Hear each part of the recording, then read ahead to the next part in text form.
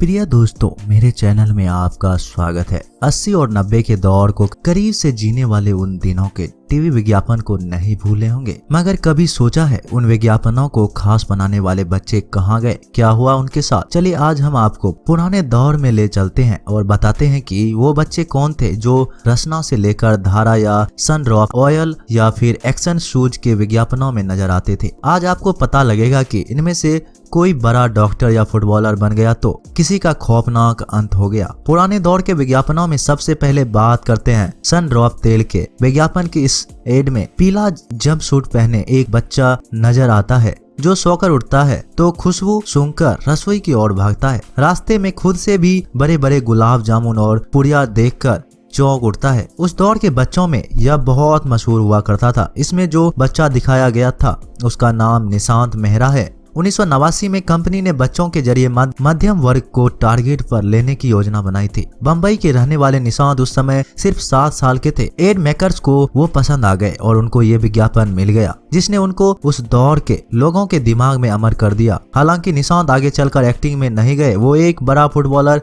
खिलाड़ी बनना चाहते थे। निशांत ने मुंबई फुटबॉल क्लब ज्वाइन कर लिया और अपनी मेहनत के दम पर वो कुछ ही समय में एक क्लब के कैप्टन बन गए। वैसे निशांत देश के बड़े फुटबॉलर बनकर उभर रहे थे, मगर अचानक बदकिस्मती ने उनको घेर लिया। फरवरी 2011 में वो डोपिंग टेस्ट में फंस गए। उन पर 2 साल का बैन लगा दिया गया। बस यहीं से उनका करियर खराब हो गया। उन्होंने वापसी तो की लेकिन फिर वो जादू नहीं रहा। इन दिनों सनड्रॉप ऑयल बच्चे को फुटबॉल की ट्रेनिंग देता है। वैसे क्या आपको पता है, निशांत को पता ही नहीं है कि इस एड के दम पर वो कितने मशहूर हो चुके थे। दूसरा है तो आप भूल ही नहीं सकते, टीवी पर जैसे ही आवाज आती हो स्कूल टाइम्स, एक्शन का स्कूल टाइम, तो वैसे ही दिमाग में एक घुंघराले वाल वाले बच्चे आ जाता था। 90 के दौर में जूते के एड में आने वाला बच्चा पता है कौन था और अब कितना बड़ा आदमी बन गया है। चलिए हम बताते हैं। घुंघराले वाला बाल, वो चाइल्ड एक्टर तेजन था। पूरा नाम तेजन पी दीवानजी। बम्बई में जन्मा ये बच्चा भले ही छोटा उम्र में जूते के विज्ञापन में नजर आया करता था, मगर वो पढ़ाई में बड़ा होशियार था। इसी वजह से उसने आगे चलकर एक्टिंग की दुनिया में ना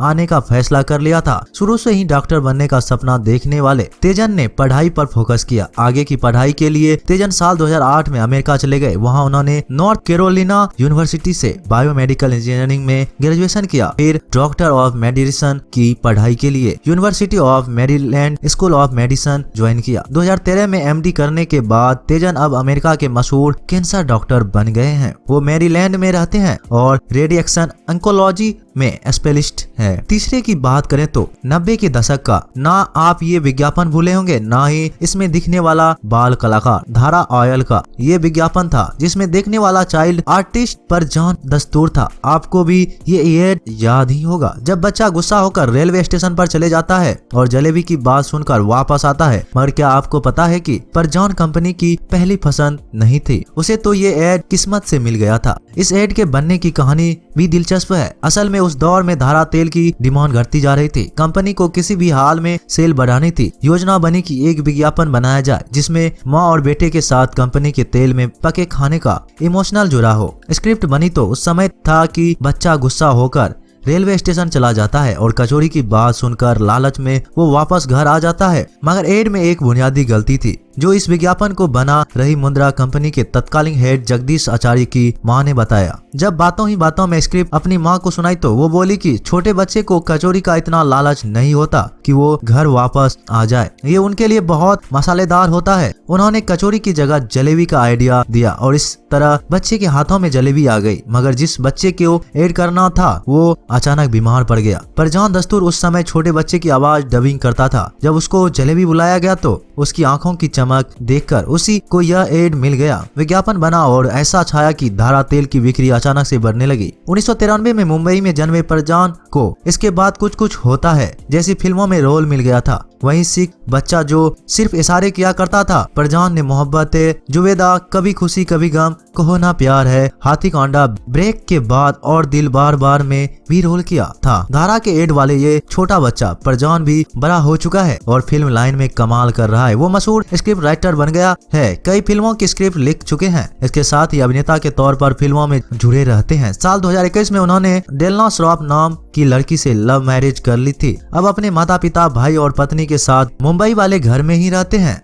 अब वह चौथे विज्ञापन और उस बाल कलाकार की बात करते हैं। दोस्तों अगर आपको 80 से 90 वाला दौर याद है तो आपको रचना का एड भी याद ही होगा। छोटी सी बच्ची आती है और कहती थी आई लव यू रचना। उसके सिर्फ बोलने से मन मीठा हो जाता था। क्या आपको पता है कि वो छोटी सी बच्ची अब क्या कर रही है? रचना के विज्ञापन में आने वाली बच्ची अंकिता जवेरी थी। 1976 की बात है। अहमदाबाद में खंवाटा परिवार था जिसने इसे जाफे के नाम से लॉन्च किया था, मगर बात नहीं बन रही थी क्योंकि कोई ऑरेंज सॉफ्ट ड्रिंक को जाफे के नाम से जान ही नहीं पा रहा था। ऐसे में उस परिवार के बेटे आरेसा खंवाटा ने इसका नया नाम रखने की सोची। उन्होंने इसे फलों के रस से जोड़ दिया और इसको रचना नाम दे दिया, मगर आप इसे मध्यम वर्ग से जोड़ना था। ऐसे में एक मिडिल क्लास फैमिली के बच्चे की तलाश हुई तो जो घर घर से जुड़ जाए, लेकिन आरएस ने कहा कि बच्चा नहीं बच्ची को एड में लिया जाए क्योंकि रचना लड़की का नाम ज्यादा लगता है। अंकिता जवेरी उस समय बच्ची थी, उनको ये विज्ञापन मिल गया। बस फिर क्या, अंकिता का रचना ग्लास देखकर बोलना आई लव यू रचना तो इतना मशहूर हो गया कि घर घर में सॉफ्ट ड्रिंक का मतलब ही रचना बन गया। अंकिता ने भी इसके बाद साउथ फिल्मों का रुख कर दिया। 2003 में जूनियर एनटीआर के साथ आई उनकी फिल्म अंकिता साउथ में छा गई थी।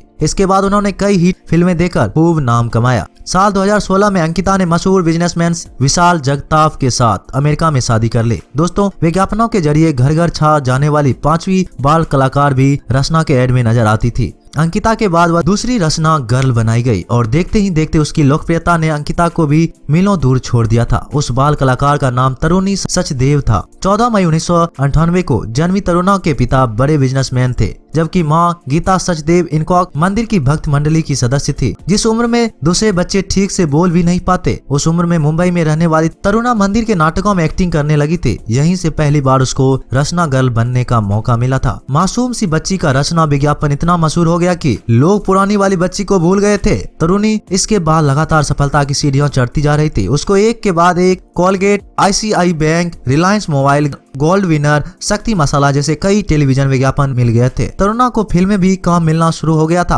अमिताभ के साथ फिल्मों में भी उसने काम किया था। शाहरुख खान के टीवी शो क्या आप 5वीं पास से तेज हैं मैं भी तरुणी कांस्टेंट बनकर पहुंची थी। मगर क्या आपको पता है कि बड़े बड़े सितारों के साथ काम कर रही तरुणा अब इस दुनिया में नहीं है? जी हाँ, उसका अंत बेहद दर्दनाक हुआ था। साल 2012 की बात है। तरुणा का जन्मदिन था तो माँ ने नेपाल जाकर दर्शन का प्लान बनाया था। तरुणा का नेपाल जाने का मन नहीं था, लेकिन माँ ने जिद की तो साथ चली गई। जाते जाते अपने दोस्तों से गले मिली और हंसकर कहने लगी कि कहीं प्लेन क्रैश हो गया तो यह आखिरी मुलाकात होगी। सब उसकी बात पर हंस दिए, मगर किसी को क्या पता था ये बात सच होने वाली है। तरुणा जिस प्लेन में माँ के साथ सवार हुई वो प्लेन क्रैश हो गया और सिर्फ 14 साल की तरुणा और उसकी माँ दोनों ही दर्दनाक मौत हो गई। रचना गर्ल लोगों की यादों में सिमट कर रह गई। दोस्तों आपको इन 5 विज्ञापनों में कौन सा याद है और कौन सा एड या बाल कलाकार आपको सबसे ज्यादा पसंद था? हमें कमेंट में जरूर बताइएगा। ऐसी और जानकारी के लिए आप मेरे चैनल को सब्सक्राइब जरूर करें। मिलते हैं एक नई वीडियो के साथ, तब तक के लिए आप अपना ख्याल रखें।